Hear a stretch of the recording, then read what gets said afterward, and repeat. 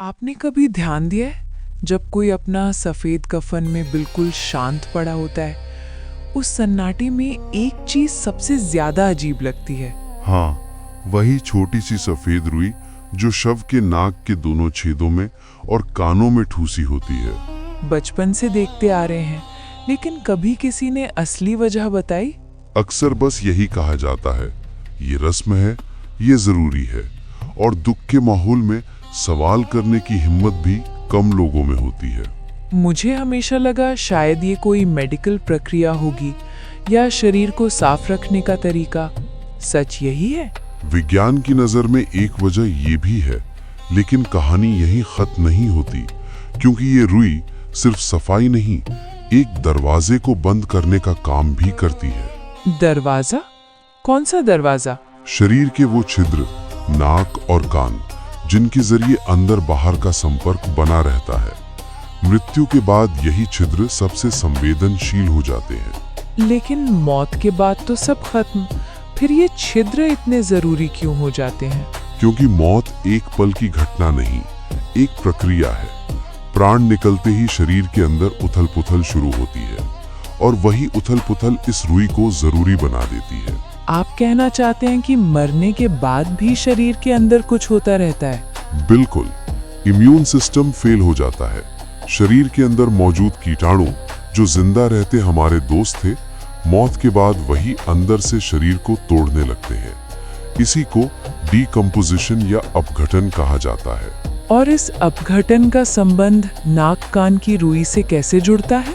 अपघटन के दौरान शरीर के अंदर जहरीली गैसें और तरल पदार्थ बनने लगते हैं, और मरते ही एक अवस्था आती है, सारी मांसपेशियां ढीली पड़ जाती है, नियंत्रण खत्म हो जाता है, जैसे कई वॉल्व खुल जाते हों। यानी अंदर दबाव बढ़ रहा है और बाहर के रास्ते खुले हैं।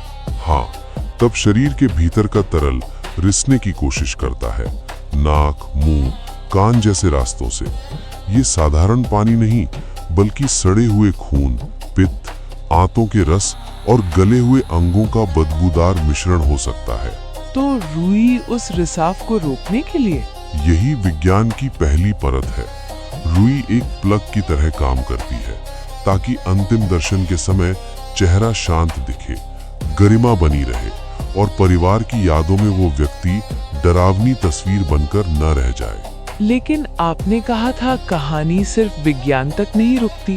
बिल्कुल नहीं, विज्ञान तो बस ऊपर की परत है। असली बात तब शुरू होती है जब हम देखते हैं कि मृत्यु के बाद शरीर की ओर सिर्फ अंदर से नहीं, बाहर से भी खतरे आते हैं। बाहर से खतरे मतलब क्या? वही अगला रहस्य, मक्खियां, कीड़े, और फिर उसके बाद गरुड़ पुराण का नवद्वार और तंत्र का सबसे डरावना पक्ष। यही सब इस छोटी सी रुई को एक सामान्य रस्म से बहुत बड़ा रहस्य बना देता है।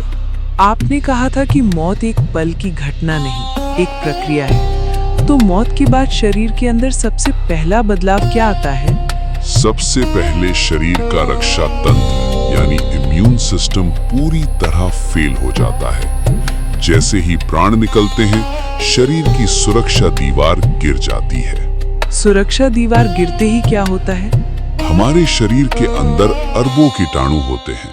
जिंदा रहते वही कीटाणु हमारे दोस्त होते हैं, खाना पचाने में मदद करते हैं, शरीर के काम संभालते हैं। लेकिन मौत के बाद वही कीटाणु गद्दार बन जाते हैं और शरीर को अंदर से तोड़ना शुरू कर देते हैं। यानी शरीर अपने ही अंदर से टूटने लगता है। हाँ, इसी को डीकम्पोजिशन या अपघटन कहते हैं। ये प्रक्रिया दिखती नहीं, लेकिन शुरू बहुत तेजी से हो जाती है। और अपघटन में जो गैसें बनती हैं, वो कितनी खतरनाक होती हैं? अपघटन के दौरान शरीर के अंदर तरह तरह की जहरीली गैसें बनने लगती हैं, जैसे मीथेन और हाइड्रोजन सल्फाइड। ये गैसें भीतर दबाव बनाती हैं, शरीर के अंगों को फुलाने लगती है। लेकिन शरीर के अंदर दबाव बढ़े तो बाहर निकलेगा कैसे? यही सबसे अहम पॉइंट है। जिंदा इंसान के शरीर में मांसपेशियां हर दरवाजे को कंट्रोल करती हैं, नाक, मुंह, कान और नीचे के मार्ग। हम चाहें तो सांस रोक लें, मुंह बंद कर लें, शरीर के वाल्व नियंत्रित रहते हैं। और मरने के बाद? मरने के बाद एक अवस्था आती है जिसे प्राइमरी रिलैक्सेशन कहा जाता है। सारी मांसपेशियां ढीली पड़ जाती हैं, नियंत्रण खत्म हो जाता है, जैसे शरीर के कई वाल्व एक एक करके खुल गए हों। मतलब अंदर गैस बन रही है, दबाव बढ़ रहा है और दरवाजे खुले हैं, तो फिर शरीर के अंदर मौजूद तरल पदार्थ बाहर निकलने की कोशिश करते हैं। मेडिकल भाषा में इसे पर्ज फ्लूइड कहा जाता है और ये कोई साधारण पानी नहीं होता। तो ये क्या होता है? सड़े हुए खून, पित्त, आंतों के रस और गले हुए अंगों का एक बदबूदार मिश्रण। और जब शव लेटा होता है तो गुरुत्वाकर्षण के कारण पेट और फेफड़ों का तरल ऊपर की तरफ आ सकता है, नाक या मुंह से रिस सकता है। यानी अगर नाक कान खुले रह गए तो रिसाव शुरू हो सकता है। बिल्कुल, नाक और कान खुले रहें तो ये डरावना और बदबूदार द्रव्य वहां से रिस सकता है। और सोचिए, परिवार अंतिम दर्शन कर रहा है, चेहरा याद रखना चाहता है और उसी चेहरे से ऐसा रिसाव हो जाए तो वो सदमा जिंदगी भर पीछा करता है। तो रुई सिर्फ रस्म नहीं, एक फिजिकल बैरियर है।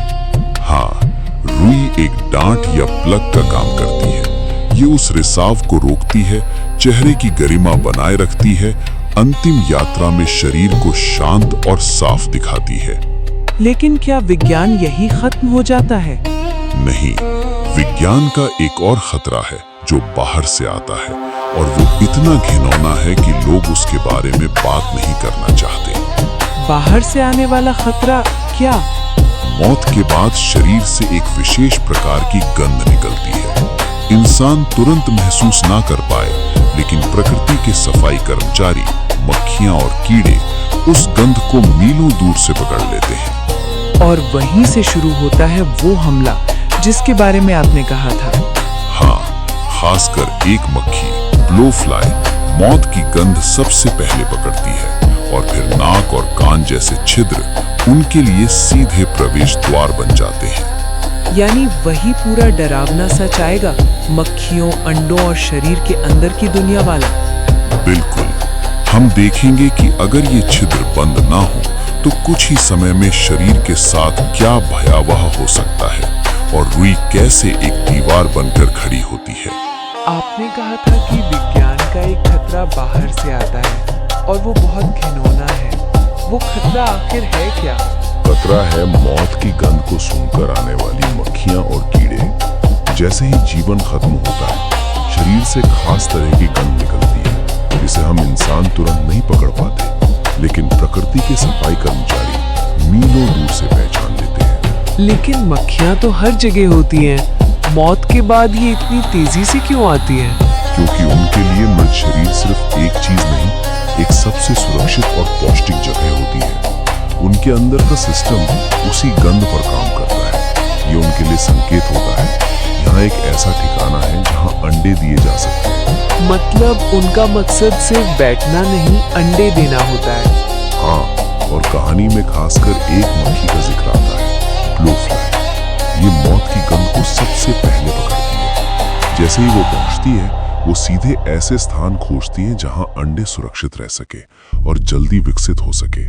और वो स्थान होते हैं शरीर के छिद्र। बिल्कुल, नाक और कान के छेद उनके लिए सीधे प्रवेश द्वार है। वहां अंधेरा है, नमी है और शरीर के अंदर तक रास्ता सीधा जाता है। बाहर से देखने वाला सोचता है शव शांत है, लेकिन अंदर एक अलग दुनिया बनने लगती है। ये प्रक्रिया कितनी जल्दी शुरू हो जाती है? बहुत जल्दी। अगर छिद्र खुले रह जाएं तो मौत के कुछ ही घंटों या मिनटों के अंदर सैकड़ों मक्खियां वहां अंडे दे सकती हैं। और यही वो बात है जिसे ज्यादातर लोग जानकर सिहर जाते हैं। अंडे और फिर समय बहुत तेजी से चलता है। कुछ ही घंटों में वो अंडे लार्वा बन जाते हैं, यानी कीड़ों का शुरुआती रूप। और जो शरीर बाहर से शांत दिख रहा होता है, वो अंदर से कीड़ों का घर बनना शुरू कर देता है। ये सुनकर ही डर लग रहा है। लेकिन नाक कान ही क्यों? वो बाकी जगह भी तो अंडे दे सकती हैं। दे सकती है, लेकिन कहानी के हिसाब से नाक कान सबसे आसान रास्ते हैं, क्योंकि वहां छिपाव मिलता है, नमी मिलती है और बाहर की हवा रोशनी से बचाव होता है। ये उनके लिए जैसे सुरक्षित दरवाजा बन जाता है। और यही वजह है कि रुई इतनी जरूरी हो जाती है। हाँ, रुई उन कीड़ों के लिए एक दीवार है, एक फिजिकल बैरियर। वो उन्हें अंदर जाने से रोकती है, कम से कम उस समय तक जब तक अंतिम संस्कार न हो जाए। तो रुई का एक काम रिसाव रोकना और दूसरा काम ये एंट्री पॉइंट बंद करना। बिल्कुल, विज्ञान की दृष्टि से ये शरीर की पवित्रता और गरिमा बचाए रखने का तरीका है, ताकि अंतिम यात्रा तक शरीर बाहरी हमलावरों से सुरक्षित रहे। लेकिन आपकी कहानी में आपने कहा था हमारे पूर्वजों के नियम सिर्फ विज्ञान नहीं होते, असली रहस्य नीचे छिपा होता है। सही, विज्ञान तो ऊपर की परत है। अब इसके नीचे हम जाएंगे गरुड़ पुराण की तरफ, जहाँ शरीर को नवद्वारपुरी कहा गया है और आत्मा के निकलने का रास्ता उसकी अगली यात्रा तय करता है। यानी हम विज्ञान से हटकर सीधे अध्यात्म और आत्मा की दिशा में जाएंगे। हाँ, वही खुलासा होगा 9 द्वार, आत्मा का एग्जिट गेट, ब्रह्मरंध्र का रहस्य और क्यों छिद्रों को लॉक करना सिर्फ शरीर के लिए नहीं, आत्मा के लिए भी जरूरी माना गया। अभी तक आपने विज्ञान से समझाया रिसाव, गैसें, मक्खियाँ, लेकिन आपने कहा था कि असली रहस्य नीचे छिपा है। अब वो परत क्या है? अब हम आते हैं गरुड़ पुराण की तरफ। वहाँ शरीर को सिर्फ मांस का ढांचा नहीं माना गया, बल्कि एक नगर माना गया है, और उस नगर में 9 द्वार है। 9 द्वार मतलब कौन कौन से? 2 आंखें, 2 कान, 2 नाक के छिद्र, 1 मुंह और 2 नीचे के रास्ते, मल और मूत्र मार्ग। शास्त्रों में इसे नवद्वारपुरी कहा गया है।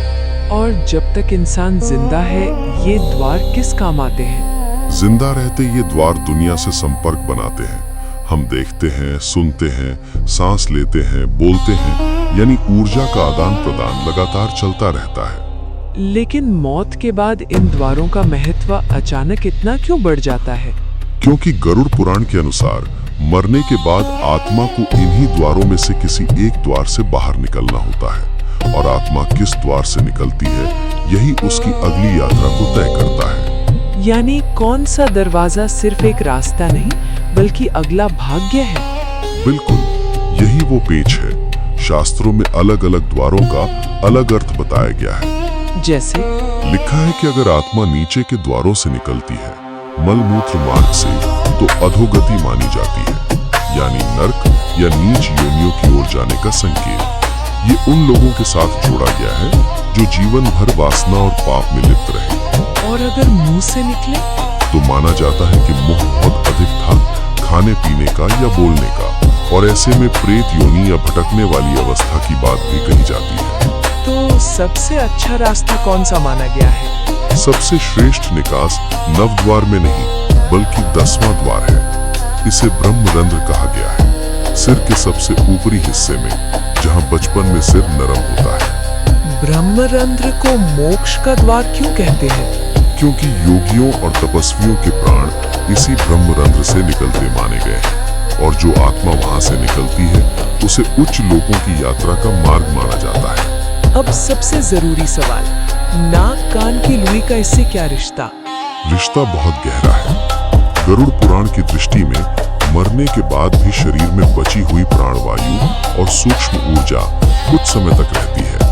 वो बाहर निकलने के लिए रास्ता खोजती है। और हमारा उद्देश्य क्या होता है?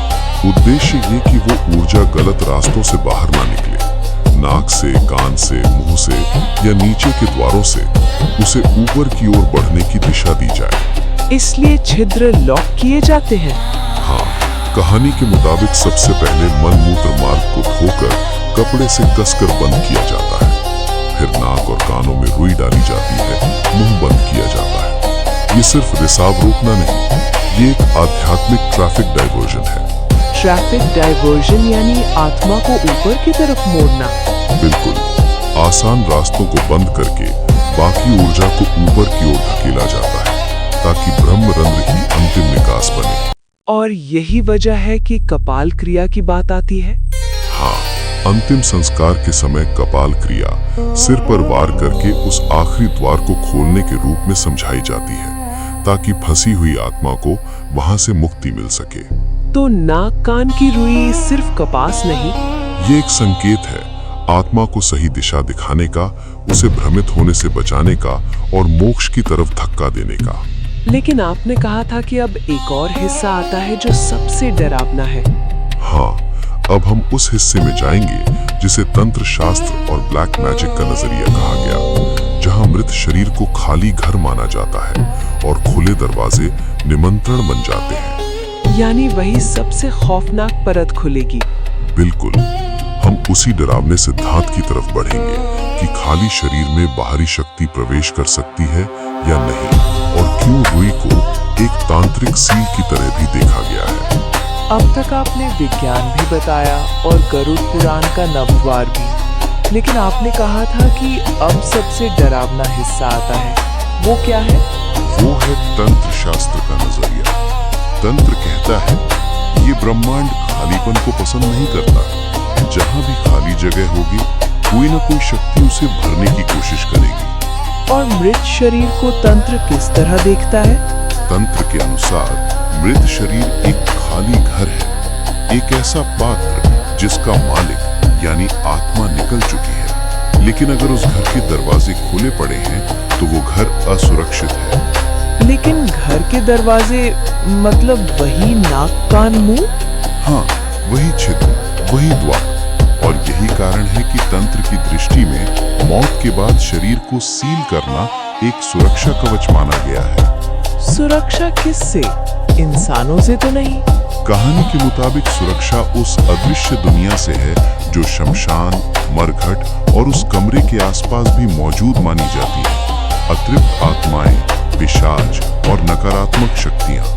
आप कह रहे हैं कि जहां शव रखा होता है वहां सिर्फ हम लोग नहीं, कुछ और भी होता है? तंत्र का दावा यही है। वो कहता है जहां मृत्यु होती है वहां ऊर्जा का एक दरार जैसा बनता है, और कई शक्तियां ऐसे मौके पर माध्यम खोजती हैं। माध्यम यानी?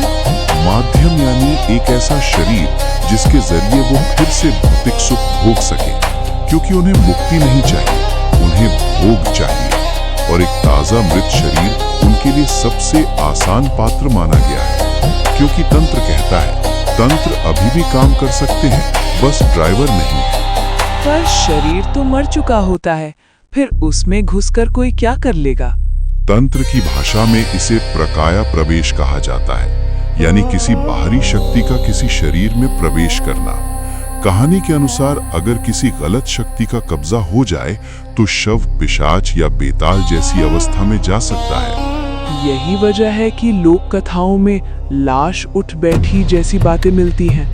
बिल्कुल, कहानी बताती है कि कई लोग इसे मांसपेशियों का खिंचाव कह देंगे, लेकिन तांत्रिक इसे कब्जे की संभावना से जोड़ते हैं। और अगर ऐसा हो जाए तो खतरा कैसे? शव तो... खतरा जिंदा लोगों को। कहानी के मुताबिक ऐसी शक्ति शव की बची हुई ऊर्जा का उपयोग करके आसपास के लोगों को नुकसान पहुंचा सकती है, और परिवार के लिए ये विनाशकारी माना गया है। तो नाक कान में रुई डालना तंत्र के हिसाब से क्या बन जाता है? एक तांत्रिक सुरक्षा कवच, एक सील, एक लॉक। जैसे आप घर से निकलते वक्त ताला लगाते हैं ताकि कोई घुस न सके, वैसे ही ये दरवाजों पर ताला है। क्या सिर्फ रुई डाल देना ही काफी माना गया? कहानी कहती है कई जगहों पर उस रुई को मंत्रों से अभिमंत्रित भी किया जाता है।